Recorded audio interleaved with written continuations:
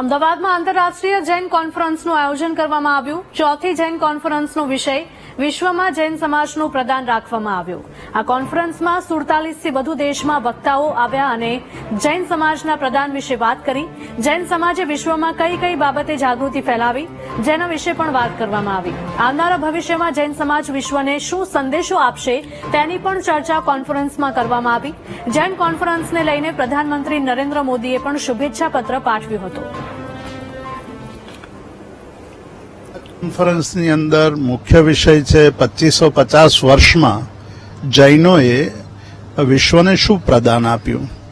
તો વિશ્વને અહિંસા, પછી અપરિગ્રહ, અનેકાંતવાદ આવા સિદ્ધાંતો આપ્યા।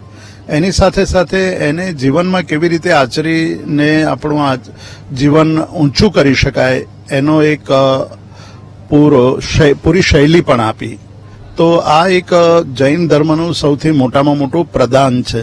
હું તમને એક જ વાત કરું તો આજે જૈન ધર્મનો જે ખોરાકની વાત છે, આહારની વાત, તો જૈન ફૂડ, જૈન ભોજન એક વિશિષ્ટ પ્રકારની ઓળખ ધરાવે છે।